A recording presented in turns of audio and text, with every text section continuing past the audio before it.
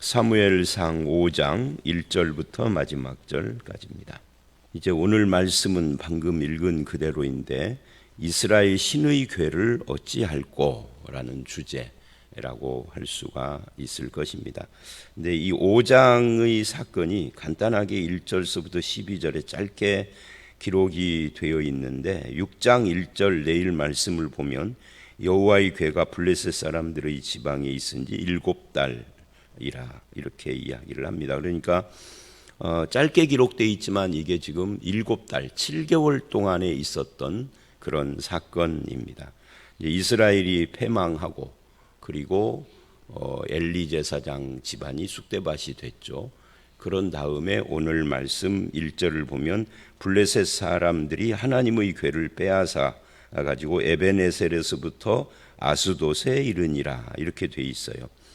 그러니까 이 당시는 전에도 언제 말씀드린 것처럼 전쟁을 국가와 국가 간의 전쟁이라고 생각하지 않고 그 국가의 신들의 전쟁, 이스라엘의 신과 블레셋의 신의 전쟁이다 이렇게 생각을 했습니다. 그래서 이기면 이스라엘이 이기건 블레셋이 이기면 신이 이겼다 이렇게 생각을 했고, 신이 이겼으니까 저쪽의 신을 뺏어다가 우리 신 앞에다가 무릎 꿇려 놓는 거죠.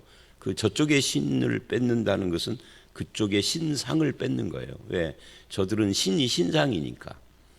그래서 이제 이스라엘이 이겼으니까 이스라엘의 신을 뺏은 거죠. 근데 이스라엘의 신이 뭐예요? 법궤라고 생각을 한 거예요. 왜 하나님을 안 믿는 블레셋은 이스라엘의 신을 법궤라고 생각을 했을까요? 하나님을 믿는 놈들이 그렇게 생각을 하고 말을 하니까. 그러니까 세상 사람들이 우리가 믿는 하나님, 예수님에 대해서 하는 말들이 내가 생각하기에 틀려먹었어도 결국은 어딘가에서 누군가 예수 믿는 어떤 X에게 듣고 본 거예요. 그러니까 이 5장은 7개월 동안에 있었던, 그래서 여기서 우리는 이 우상숭배자들, 미신을 섬기는 자들의 생각과 태도에 대해서 발견을 하게 됩니다. 전에도 말씀드린 것처럼 차를 산 뒤에 무사고 운전을 위해서 피는 고사를 지내는 것이 안 믿는 사람들입니다. 근데 사고가 난 뒤에도 또 새 차를 사면은 또 고사 또 지내. 그러니까 아무 소용없다, 쓸데없다 하는 걸 체험하고도 깨닫지 못하는 거죠. 뭐 차 사고만 그러는 건 아니죠. 뭐 모든 일을 할 때 다 고사를 지내는데, 고사 지내고 효력이 없어도 또 고사를 지내는, 이게 습관화되어서 그러는 거죠. 그런 미신적인 우상 숭배자들은 여기 전쟁도 그런 식으로 생각을 했다. 그런데 중요한 것은 하나님의 법궤는 하나님이 아닙니다. 법궤와 하나님의 차이는 이런 거죠. 하나님은 그분이고 법궤는 그것이죠. 근데 사람들은 그분과 그것을 구분할 줄 몰라요. 그것은 무인격이고 무생명이죠. 근데 그분은 인격이고 생명이시고 영생이죠. 영이시죠. 근데 사람들은 그것과 그분을 구분 못해요. 근데 하나님을 믿는 사람들도 이거 구분을 잘 못해요. 그래서 제가 싫어하는 말 중에 하나가 성물이라는 거예요. 성물. 거룩한 것은 하나밖에 없습니다. 한 분 하나님밖에. 하나님 이외에 그 어떤 것도 거룩한 건 아니고, 성경에 구약에 보면은 거룩하다라고 하지 않습니까? 성전도 있고 뭐. 근데 구약에서 거룩하다라고 하는 건 신약에 와서 예수 그리스도에서 다 완성되고 이제는 없어졌어요. 대신 구약에서도 거룩하다라고 할 때, 또는 뭐 성전이니 뭐 이렇게 말을 할 때 그것은 하나님께 바쳐진 것이라는 의미일 뿐이지 그 자체의 신성이 아닙니다. 근데 안 믿는 사람들이나 미신 우상을 믿는 사람들이나 예수 믿는 사람들 중에서 좀 어리석은 사람들은 그것 자체의 신성이 깃들어 있는 것처럼 생각을 합니다. 그게 미신 우상인 거예요. 이것이 하나님께 바쳐져서 거룩이라고 하는 거지, 이거 자체에 무슨 신성이 어디 있어요? 그냥 땅에 놓으면 깨져버리는 거예요. 이거를 내가 먹으면 목사가 먹는 물컵이 되지만 여기다 막걸리 부어 먹으면 막걸리 잔 되는 거죠. 누구에게 드려졌느냐의 의미인 거예요. 거룩이라는 말은 이 자체의 신성이 없는 거예요. 근데 우리는 그분과 그것을 구분을 잘 못하는 거죠. 이게 우리들에게도 있다. 안 믿는 사람이나 미신 우상 숭배하는 사람에게만 있는 건 아니다. 그래서 우리의 신앙관을 성경적으로 잘 정리를 해야 할 필요가 있는 겁니다. 근데 성경을 대다 본다고 해서 정리가 되는 건 아니에요. 성경 많이 읽은 사람이 왜곡이 더 심해요. 성경을 그냥 무조건 읽는 것이 아니라 어떻게 읽어야 돼요? 잘 읽어야 돼요. 어떻게 읽는 게 잘 읽는 거냐? 글쎄요, 하여튼 잘 읽어야 돼요. 성경 잘못 읽으면 성경 이단이 많아. 자, 그래서 이제 그런 시대입니다. 그래서 하나님의 백성들의 실패가 하나님의 실패인 것처럼 사람들은 생각을 했지만 오늘 본문은 주 내용이 이런 거예요. 하나님의 백성들은 실패했는데 하나님이 실패하신 분은 아니다. 그래서 뺏어간 법궤, 이건 아무것도 아닌 거예요. 그냥 하나님께 바쳐져서 법궤라고 하는데, 근데 이제 문제가 막 생기기 시작을 했습니다. 법궤 자체에 신성이 있거나 무슨 신비한 능력이 있어서 일어난 사건은 아니에요. 그럼 뭐죠? 하나님이 하시는 거죠. 하나님이 뭐를? 그 블레셋의 우상들이 아무것도 아니다는 것을 보여주기 위해서 하시는 역사라고 할 수 있습니다. 출애굽기의 10대 재앙처럼.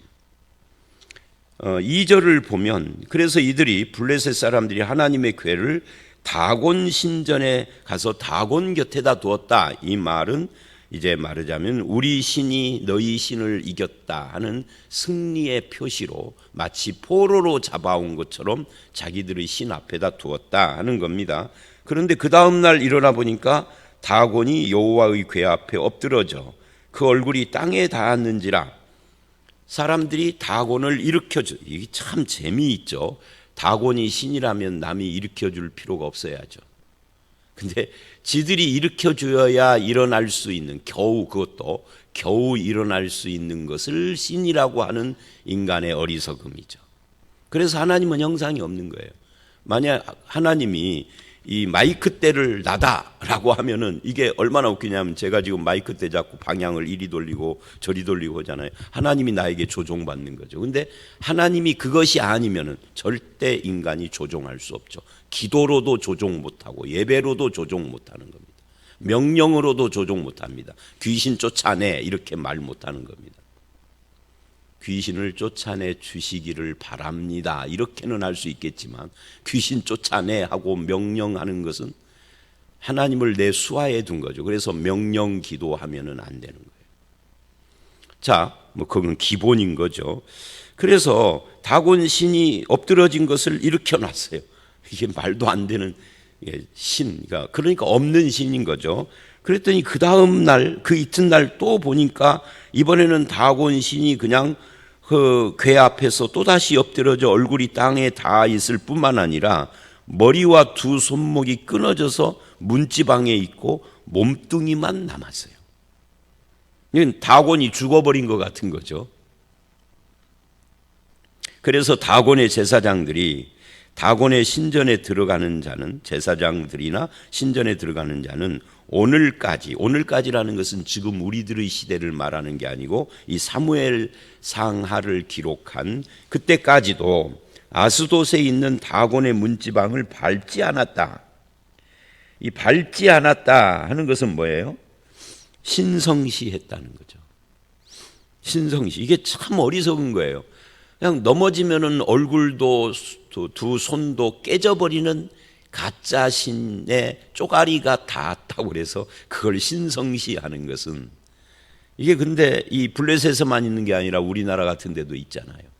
그죠? 그래서 이 인간의 우상숭배의 어리석음을 이 본문은 아주 리얼하게 지금 보여주고 있는 겁니다. 그래서 이제 6절 여호와의 손이 아스돗 사람에게 엄중히 더하사, 이제는 신상을 2번이나 넘어뜨리고 마지막 2번째는 막 머리를 깨고 손을 깨고 했어도 사람들이 신성시하고 우상숭배나 미신의 어리석음을 깨닫지 못하니까 이제는 독한 종기의 재앙으로 아수도 전 지역을 쳐서 망하게 했다. 이게 다 법궤가 한 것이 아니라 누가 한 거라고요? 하나님이 한 거예요. 법궤는 그것이고 하나님은 그분이라고요. 이거 구분을 잘해야 한다고요. 자, 그래서 하나님께서 이 사건을 통해서 다곤의 거짓신이고 미신이다, 허상이다 하는 것을 드러냈어요. 어떤 분들은 이 본문을 해석을 할 때 넘어뜨려진 것은 하나님께 경배한 거다, 다곤이. 그리고 머리와 손목이 잘린 것은 하나님께 제물로 바쳐진 것이다 라고 해석을 하지만 그런 말이 있죠. 한국말은 끝까지 들어야 된다고. 왜냐하면 영어는 앞에 주어와 동사가 나와요. 그러니까 끝까지 안 들어도 대충 나오잖아요. 근데 한국말은 끝까지 이렇게 하나님께 경배다, 제물로 바쳐진 것이다 라고 말하지만 하고 뒤쪽에 결론이 나오기 때문에 끝까지 들어야 됩니다. 사실은 하나님을 경배하는 것은 이런 것이 아닌 거죠. 하나님을 경배하는 것은 억지로 넘어지게 해서 그렇게 하는 것이 아니라 우리의 중심을, 어제 설교에 나온 것처럼 중심을 하나님께 드리는 행위이기 때문에 이런 식으로 억지로 되어지는 것이 아닙니다. 제물도 마찬가지예요. 하나님께서 우상의 제물 받아서 뭐 하려고? 아무 의미도 없는, 하나님 그런 거 싫어하시는 거예요. 하나님께 드려지는 것은 그런 게 아닙니다. 중요한 것은 이런 현상들은 하나님 이외에 세상에 그 어떤 것도 참된 신은 없다, 이걸 선포하는 거죠. 그래서 우상과 미신이 허상이다, 거기서 벗어나라 라고 선포하는 거예요. 그런데도 블레셋의 반응은 문지방을 밟지 않는 또 다른 미신으로 진화가 됐어요. 인간은요, 깨닫지 못하는 존재죠. 그러면 깨닫지 못하는 존재들인데 깨달은 사람, 회개하고 믿은 사람은 뭐예요? 스스로 지능이 있어서가 아니라 하나님께서 성령을 통하여서 그의 마음을 말하자면 감동시키기도 하고 깨닫게도 하고 바꿔주시기도 하고, 이걸 다 총괄해서 이걸 뭐라고 그래요? 은혜라고 하는 겁니다. 하나님의 은혜로 우리가 깨닫는 거지 내가 안 믿는 사람보다 지능이 더 높아서 깨달은 것은 아닙니다. 공부 많이 한 사람들도 미신 우상에 빠진 사람 숱하게 많아요. 전에 지지난주에 설교할 때 그 말했잖아요. 포항제철 박태준 씨는 그 무늬 없는 담을 사다리 타고, 이건 제가 꾸며낸 이야기가 아니라 보도에 나온 이야기예요. 그 당시에 사다리 타고 담 넘어서 점쟁이가 동쪽으로 가라면 거기 문 없으면 그렇게 다녔다니까요. 나중에 늙어서 예수를 믿기는 했지만. 그러니까 사무엘 상하를 기록할 때까지도, 이 사무엘 상하는 언제쯤 기록을 했을까? 이런저런 의견이 있지만 약 930년경에 기록을 했을 것이다. 이런 생각도 있고 그렇게 합니다. 근데 법궤 사건 후에 약 100년 정도 지나서까지도 이 사건이 미신적으로 그대로 남아서 블레셋 사람들이 그걸 지켰다 하는 겁니다. 100년 후까지만 지켰겠어요? 블레셋이 망할 때까지 그랬겠지. 그래서 그 사건이 이 하나의 미신 종교가 되어서 사람들은, 그러니까 오늘날도 사람들은 조금만 이상한 현상이 나타나면 그것을 신비화시켜요. 미신화, 신비화시켜서 그것을 섬기려고 하는 그런 경향이 있습니다. 그게 이제 우리 개신교는 그래도 조금 덜해요. 왜냐하면 개신교는 형상을 싫어하는 종교이니까 좀 덜해요. 근데 같은 기독교 계열이라도 천주교나 동방종교에는 늘 말하잖아요. 러시아, 그리스, 이 동유럽 계통, 이쪽이 동방종교입니다. 왜냐하면 개신교가 종교 개혁을 하기 오래전에 기독교가 동서양으로 나눴거든요. 그래서 서방 종교를 천주교라고 하고 천주교는 우리나라 용어죠. 그쪽에서는 뭐 로만 카톨릭이라고 합니다. 카톨릭이라고 하면 안 돼요. 사실은 로마 카톨릭입니다. 왜? 카톨릭이라는 것이 보편이라는 뜻이에요. 보편교회. 근데 천주교만이 보편교회가 아닙니다. 그래서 로만자를 앞에다 붙이는데 로마 교회 이거를 그러니까 서양이라고 하고 갑자기 제가 용어가 갑자기 하여튼 서양이라는 의미의 서양 종교, 서양 기독교 막 이렇게 말을 하고요. 서방 종교, 서방 기독교라고 하고 서방자가 생각이 안 나서 반대쪽에 러시아, 그리스, 불가리아 이쪽을 동방 기독교라고 합니다. 그 동방 종교애들이에요. 근데 거기 가보면은 가톨릭은 가볼 것도 없이 우리나라에도 많으니까 가보면은 우상, 우리나라는 전 세계에서 가톨릭이 천주교가 그 우상이 제일 적은 나라래요. 그런데도 왜 우리나라 천주교는 우상이 좀 적으냐 하면 개신교의 도전 때문이랍니다. 개신교가 극성을 떠니까 숫자도 많아지고 그러니까 영향을 받아서 그렇다고 그래요. 근데 그냥 천주교 천지인 나라들 가보면은 그냥 미신 우상이 어마어마해요. 동방도 마찬가지고.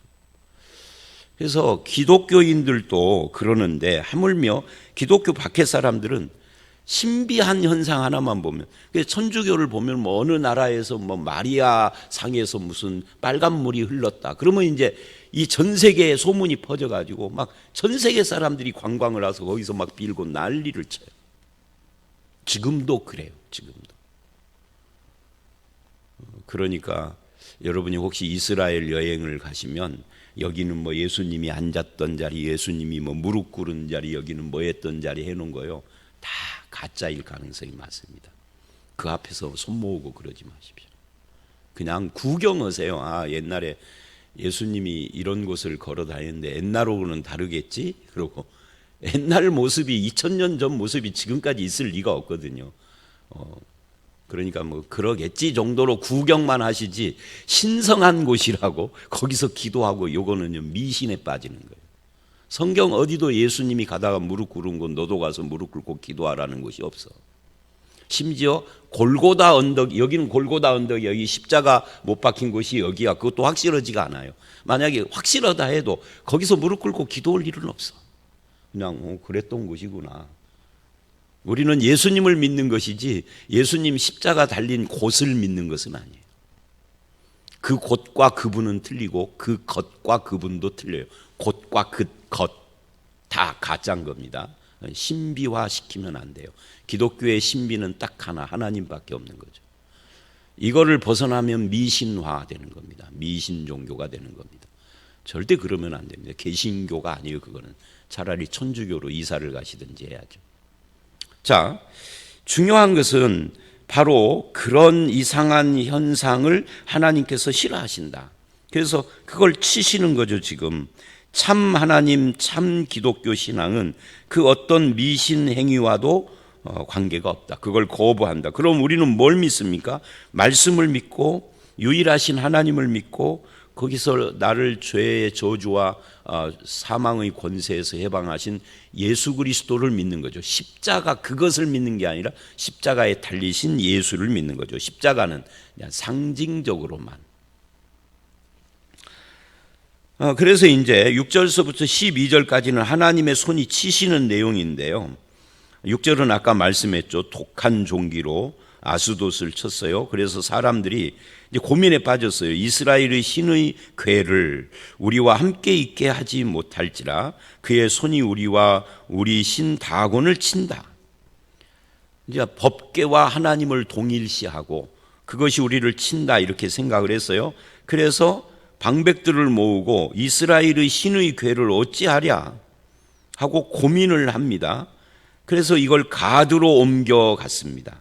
그랬더니 이스라엘의 신의 궤가 간 그 성읍마다 큰 환란이 생겨요. 다 가는 곳마다 독한 종기가 일어요. 그래서 그걸 다시 에그론으로 보냅니다. 그랬더니 에그론 사람들이 신의 궤를 우리에게로 가져와서 우리를 다 죽이려고 한다 하고 블레셋 방백들의 회의를 소집을 했어요. 그리고는 결론을 내려요. 이 시내교회를 있던 곳으로 보내자.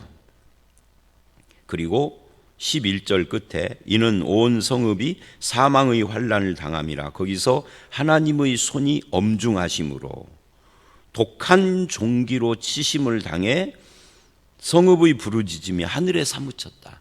일부는 죽었고 죽지 않은 자는 독한 종기로 고통을 당하고 부르짖음이 사무쳤다.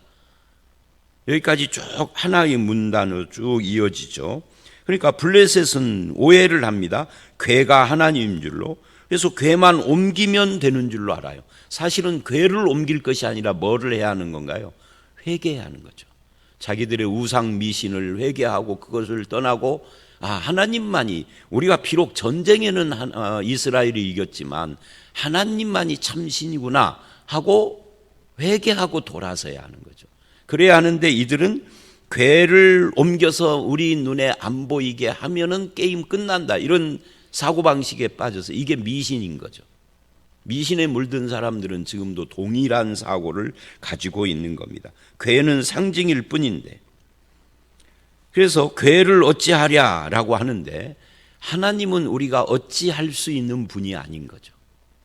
어쨌든 이스라엘은 그렇게 반응을 했어요.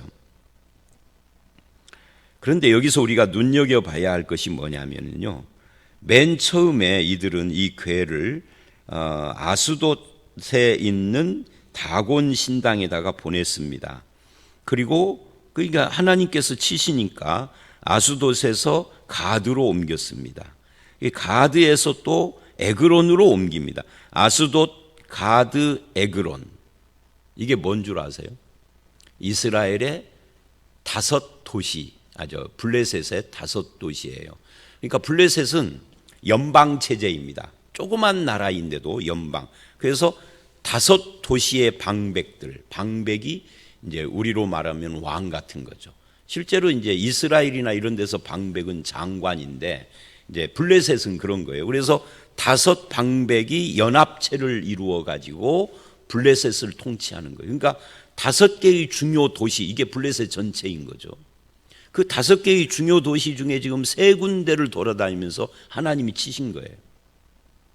그러니까 견딜 수가 없죠. 5분의 3이 난리를 일으키니까.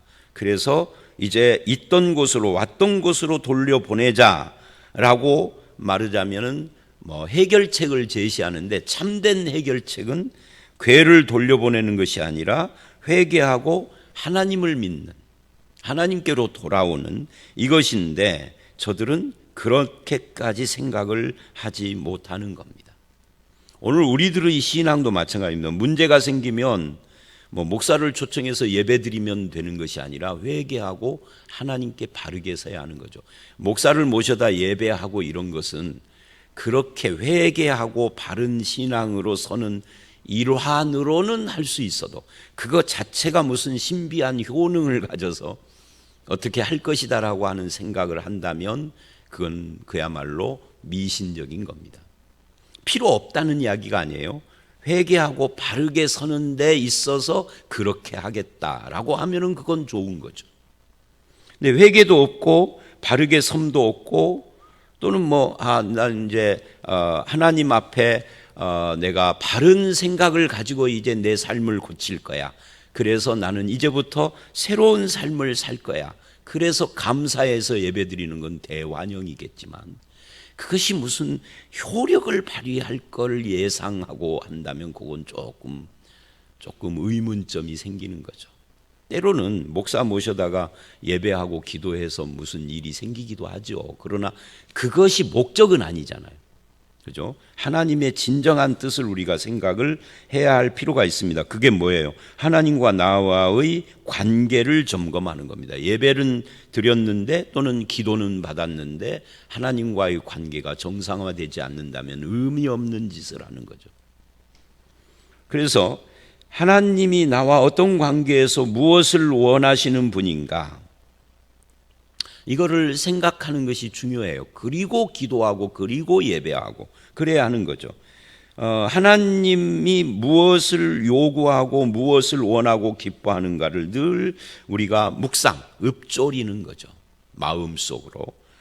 그리고 그 하나님 앞에서 예배도 하고 기도도 하고 그러는 것이 중요한 겁니다. 예배 기도를 하지 말아라, 목사님 초청해서 뭐 예배하는 거 쓸데없다, 이 말을 하려는 것이 아니에요. 하나님의 뜻을 묵상하는 차원에서, 하나님의 뜻을 알아가는 차원에서 예배하고, 하나님 앞에 나의 마음을 드리는 그런 의미에서 예배하고 기도하는 것이 중요하다는 이야기예요. 자, 그래서 이제 오늘 말씀은 여기까지인데, 결국 오늘 말씀 전체는요, 한 가지를 이야기를 합니다. 미신 우상에 빠진 사고방식과 참 하나님을 대조시키면서 우리는 그것을 믿는 게 아니라 그분을 믿는 사람들이다.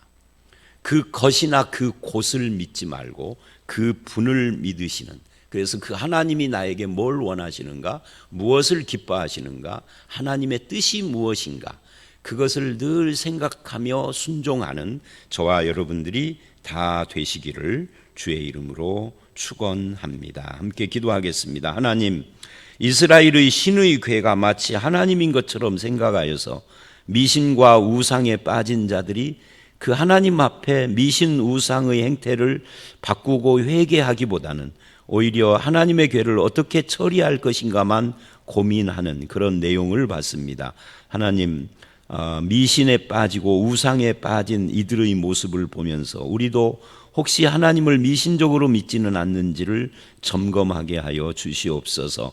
하나님을 믿는 것이지 그것을 믿고 그 곳을 믿는 것이 아님을 분명히 하게 하시고, 우리들에게도 그런 미신적 사고가 있어서 어떤 장소를 거룩하게 해서 성지라고 한다든지 또는 성물이라고 하는 일들이 있습니다. 하나님 이외에 거룩한 분이 없고 하나님 이외에 신이 없으며 하나님 이외에 생명이 없고 오직 하나님만이 우리의 신, 우리의 생명, 거룩하신 우리의 아버지이신 것을 믿습니다. 아버지 하나님께서 우리와 늘 함께 하시고 하나님의 뜻이 무엇인지를 묻게 하시며 하나님이 기뻐하는 삶을 살아가기를 주력하는 저희들이 되게 해 주시옵소서. 예수님 이름으로 기도드려 싸움나이다. 아멘.